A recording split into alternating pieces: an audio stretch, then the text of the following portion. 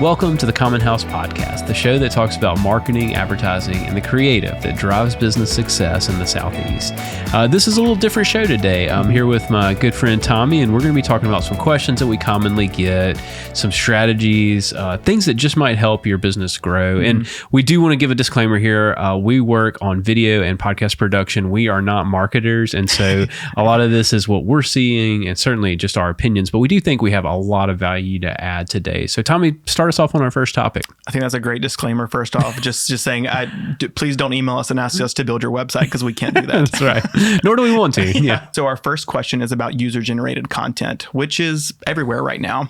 But the question is, how can businesses effectively combine UGC with professionally produced video content? What are the advantages of blending the two? That's a great question, and it's a complex one too. I think we've seen the pendulum swing pretty hard with people using mainly user-generated content and not using very much professional video.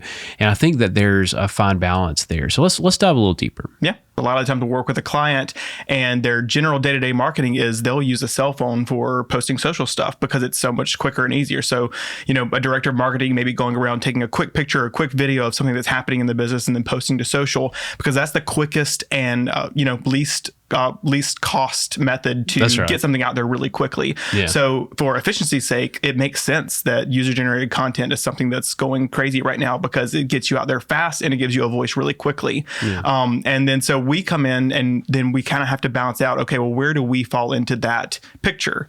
So I'll let you take it away from there, really. Yeah. And I mean, to add to that, I think that's one of the questions we've had to ask the last few years is you see more of, hey, I'm here at or so-and-so filming something, and you can clearly tell it's an iPhone. Like, hey, what place do we have in the marketing? And I think overwhelmingly, we've seen professional video still has a great place in your business.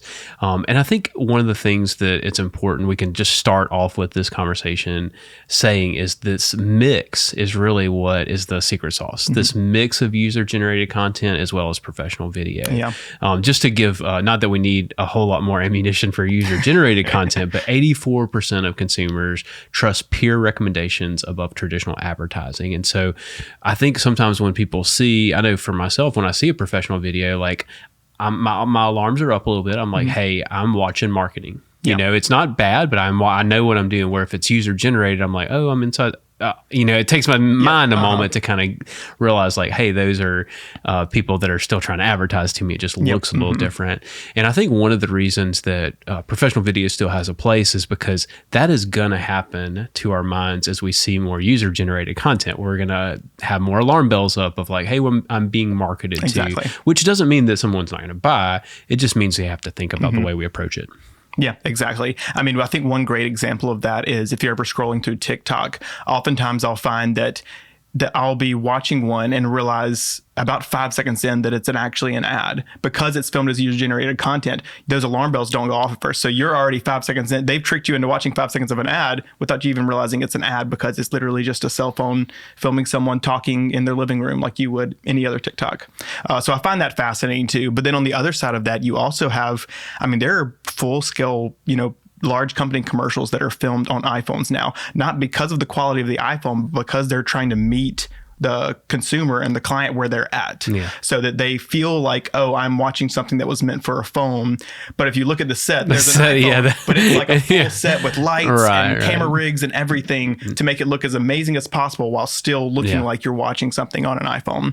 And a lot of that has been shown in a lot of studies that have been done. So one analysis found that brand engagements jump by 28% when consumers are exposed to a mix of professional marketing content and user-generated content. Yeah, it's kind of the both and. Yeah, exactly. So it's a really cool mix. And then finding where we fall in that is another great example. The most obvious one would be, going to shooting vertical. That's something we've done a lot for clients because you're going to get a better, crisper looking video if you're not cropping in the whole way. You turn that video sideways, you get a much higher definition shot. And then also you have it that's ready to go for social already. So I know from a videographer's perspective, you hear people, gripe and complain all the time about how much they hate shooting vertical because you're missing out on the wideness of the shots. But the effectiveness is so much worth it if you're targeting that. So I think a lot of it does come down to what is your strategy? What are you going for? What's the end product? And sometimes there is, the widescreen professionally shot format. Other times there's the vertical shot, and then other times there's just straight iPhone camera footage. And I think let's pause for a moment and just talk about the danger of only user-generated content. Exactly. When a business does that, they're not showing, hey, we are taking ourselves super serious. Like there is an element of too casual of, hey, we're not telling this story in a more meaningful way. Like at some point, people want to see professional content from your business, from your brand, so that you can tell that story in a meaningful way. Yeah, I think that's another big point. Not to say that you have to have these huge marketing budgets or anything like that, but there's definitely a difference between a polished, clean video and a user-generated video. And the importance is finding out where that mix is and kind of where it fits into your brand. Yeah, it seems like a lot of it is, when do you want to really control the narrative? For user-generated content, like, grab your phone, make something funny or enjoyable, or show somebody what you're doing. But if you're wanting to tell that brand narrative or a really powerful testimonial story, let's do it professionally. It deserves that. It deserves that next level of communication and clarity. Exactly. So kind of wrapping up that point altogether on user-generated content, there's a lot of examples of blending in action. You'll see plenty of brands, both large and small, have found success in combining the two. I think GoPro is like a poster child. They frequently take like these epic videos filmed by their customers and incorporate them into their official marketing videos. So a GoPro ad might feature actual GoPro users' footage of crazy snowboarding runs or underwater dives. And the effect is super engaging because you feel like you're there. And it's this unique blend of like, it's a user-generated content. It's not an iPhone, but it still puts you right there in the action, and it's not this professionally clean shot footage. So it's kind of a really interesting mix, and GoPro and companies like that have really put themselves from the beginning in that position. And so in short, as we wrap up this section, I think professional video has a place. Again, if you're not doing that and you're only doing user-generated content, I promise you in the next year or two, people are going to, that footage will not perform as well as it used to. Right now it's hot, it's working. Please take advantage of it. Do user-generated content. And professional video also has an evergreen element to it. Like it's something that will play for 4 to 6 years. Like it's not something that's temporal or a 30-second that was viral for a couple of days or something like that. And so there's certainly a place for both. If you're not doing either, I would encourage you to at least experiment with both. And Tommy, as we wrap up this section on user-generated content, I think another question that I'd love to know what your thoughts are is, in this space I work in a whole lot, is podcasting. So Tommy, for you, why is video podcasting becoming more and more popular? We're seeing so many more brands flock to the space. The other day I had someone telling me who's knows a lot more about podcasting than I do. They were saying, a lot of people are seeing the next big wave of podcasting coming. I was like, holy smokes. Like I thought the wave was already here, like it's another wave. So it's really exciting. But why do you think businesses are thinking of this as such a great communication platform for building trust? Yeah, so the biggest thing I think is that audiences just crave a visual connection. So oftentimes, the main example I think of is I had a friend a while back who had an office job, and he talked about how he would listen to these long, 2-3 hour long podcasts, but he would listen to them on YouTube. And I was like, that's interesting. Why are you listening to it on YouTube versus a podcast platform? And the main reason was that if they started talking about something where there was something visual on it, he wanted to be able to just flip over his phone, look at the visual, and then set it back down. So it's the convenience of, with the podcast only, you don't have that visual connection there. You have to explain things. So if there's a graph that comes up or a video that comes up, you have to say, oh, you need to go at, blank.com and watch this video or something like that. Whereas this is just, you throw it up there, they're already watching it on YouTube or somewhere else like that, and they can just see it instantly. So that visual connection is huge because it brings a whole nother aspect to the content you're able to deliver, and then also the information you're able to get across to them that you can't get across with podcasts only. So I think that has a lot to do with that visual connection there, and why audiences are wanting that even more so than just standard audio podcasts. Yeah, and I think the big wave for video casts we saw was during COVID. So many people were working from home, and there was a lot of loneliness loneliness, you're not seeing as many people. And so having a podcast or a video cast pulled up on the second screen did allow you to feel like you were with somebody else or something else was happening. And I think the other thing that we're seeing with why podcasting continues to grow is it puts a face to the brand. So it allows your customers to see who you actually are. I mean, an example of this right now, like you guys might call us to work on your project, your next project, your video project, because you're seeing our personalities, you're seeing us work together. Or you might not. You might not enjoy us. You might be like, those guys are weird. I don't want to work with them, which is fine too. But it does allow you that intimate connection. Like you're literally in someone's ears. They're getting to see your face, and they might watch a few episodes or hear a few episodes before they even make the purchase or make the call or reach out through email to make a decision. I think the old saying, the face for radio insult is kind of like a standard of what people use when they think about that. But it's not necessarily, or my theory is that it's not necessarily because someone looks unpleasing or something. I think it's just because when we hear someone's voice only, we imagine them in our head. Yeah. So we have this visual identity of them in our head. And then when we see them in person, all of a sudden, or see a picture comes up from a podcast we watch, like, oh, that's what they look like? No, I had imagined them as completely different ways. So there's an offset there. Whereas if you're seeing them visually right away, you kind of have much more trust because the voice matches the face from the very beginning, and then you know who they are. I also feel like podcasting are continuing to grow because marketing experts are beginning to see how easily podcast disseminates. You might get 3 or 4 blog posts from a 30-minute episode and 10 to 12 reels that play over a couple of weeks. It's just the gift that keeps on giving. There's so many different ways to break apart that content and give it to your audience. Exactly. That's a huge deal. And I think one of the things I'd love to know, Tommy, what are you seeing as far as like people develop as thought leaders, and do you think it's positioning them better to have their own podcast? Absolutely. I think one of the huge things that podcasts do, but then also videocasts as well, is that they establish you as a thought leader and put you in a position of trust. So we often think of podcasts, for better or for worse, we think of, you hear something on a podcast, you're much more likely to take it in as the person speaking is an expert on something. And so oftentimes that puts you in that leadership where you're speaking as the expert on a certain topic. And so from a position of your business, typically you are the expert on that topic that your business works in, because you're working in that topic every single day. So having a podcast, having some type of video cast kind of shows that even more, is that, hey, this is my business, but it's not just me running a business and making a profit. It's me having knowledge on this subject. And this is a way that I can show that I have that knowledge, is you're seeing my face, you're hearing my voice, you can get a sense for how much I actually know on this topic. No, that's right, Tommy. Well, as we wrap up podcasting, and that's something we're talking about quite often with folks, let's talk about AI. I know that you and I are constantly looking at AI tools and how they can make our lives easier, make our work better. Tell me a little bit about what you're thinking there. Obviously, everyone knows that AI tools are flooding into the video world. So how are you seeing AI reshape video production today? And where do you see some of the biggest gains or the pitfalls from that? Why don't I take a second and I'll talk about consumer products, and maybe you could talk about the professional tools that you're using. I also think we should talk for just a moment about our journey with AI. I remember a couple of years ago, Tommy showed me this pizza commercial that was created by AI, and it was hilarious. Like, it was so ridiculous. We were like, this is just so bad. And it just felt like the next video we watched, which was probably 6 months to a year later, we were both just like, oh, wow. Like, that's something different, you know? And in the last few weeks, I know that we've been looking more at Soro and some of those tools that will create images or motion graphics that are really, really scary real. Exactly. And some of our favorites have been the Harry Potter cast working out, which have been really funny. You should search for those, or the Office cast, and they're like really bulky and big. I don't know, really funny.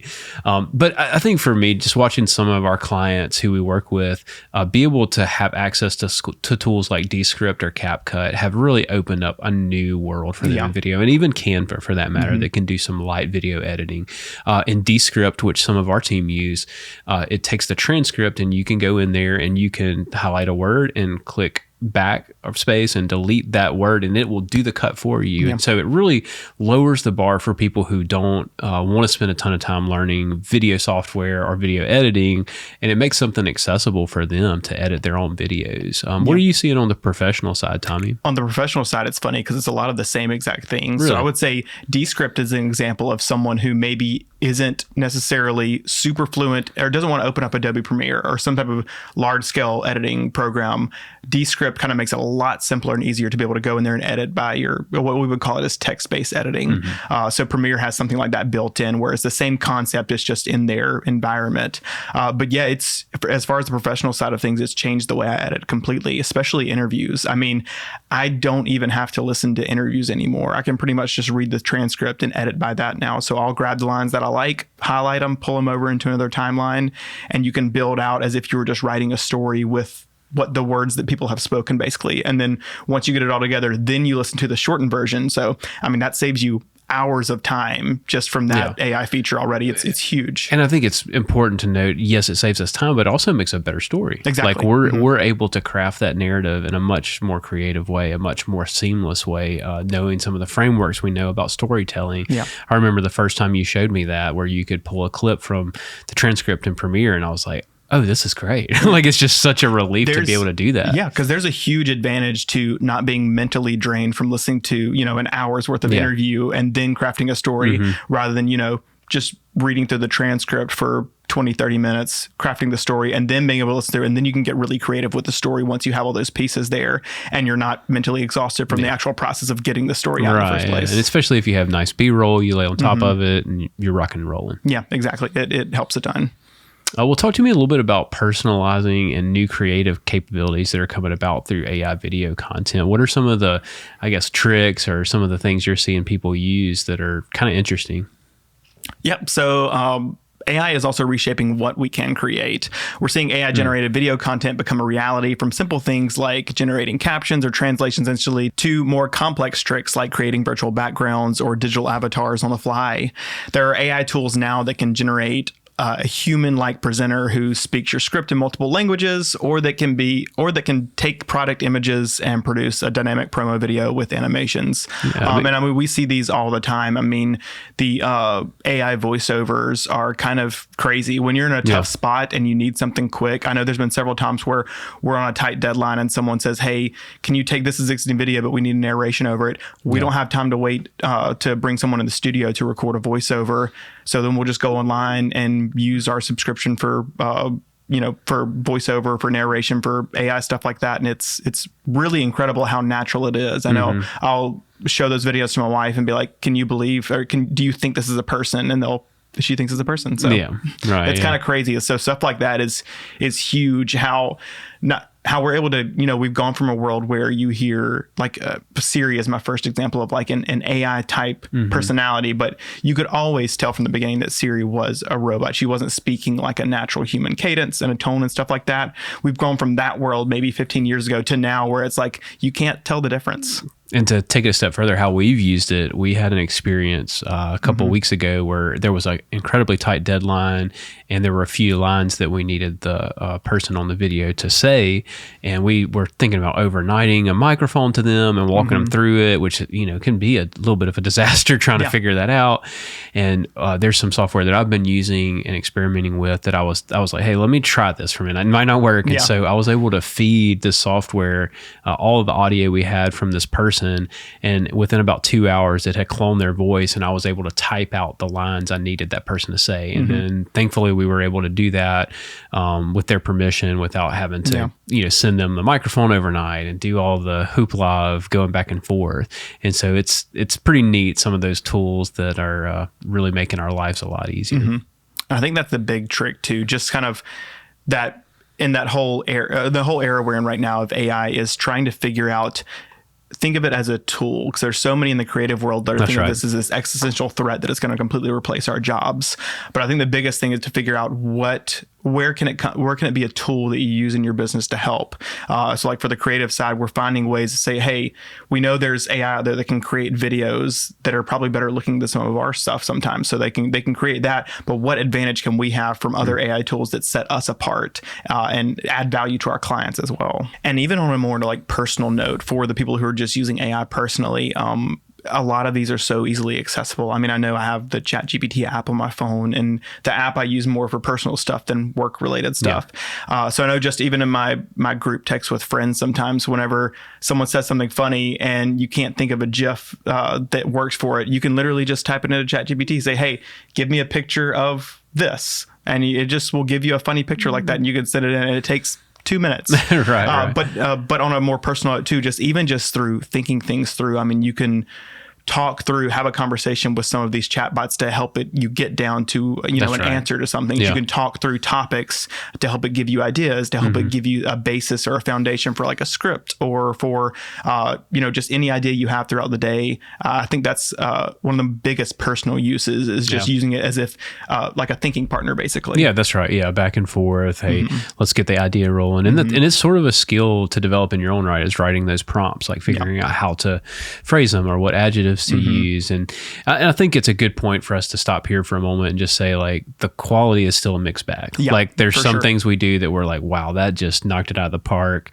And then sometimes it's just like, this wasn't quite what we needed. I heard someone say on a podcast that we recorded here, they said that ChatGPT or other AIs are like having 1,000 interns. It's like they're an intern, but they need really specific and good instructions. And I thought, man, that's a really great way to do that. And like you're talking about, I mean, their best tools are certainly assisting us. They're not replacing us. Exactly. And I think for us, we also need to just be aware, like, of some of the pitfalls of AI. Tommy, why don't you talk about that for just a moment for us? So a huge pitfall is the rise of deepfakes and synthetic media. AI now can not only edit real footage, but also generate realistic fake footage, like swapping faces or creating entirely fictional people who look real. So that's another thing to keep in mind is it's a tool, and just like any tool, you can overuse it. So I think if you are... There's definitely people I've seen online, content creators, people who have some type of like big account online who may use AI too much to the point where it's like, is there even a human operating this account anymore? Right. So I think there's definitely an overuse that can cause a distrust with clients and customers if they see you as just, this is an entirely fake person because they're just using, all their captions or ChatGPT generated answers, because there is still that difference. Like you mentioned, there's an uncanny feeling on sometimes if you don't fine tune what you're getting back, there's people can naturally spot that because people aren't stupid. They know when they have been exposed to it as much as we have, where to draw that line of this is AI, this is not. Well, Tommy, let's stop it right there, and we'll pick up on another video where we talk through some other common questions that you guys might have regarding your business, marketing, and how to grow it. Thanks so much for watching today. Thanks, y'all.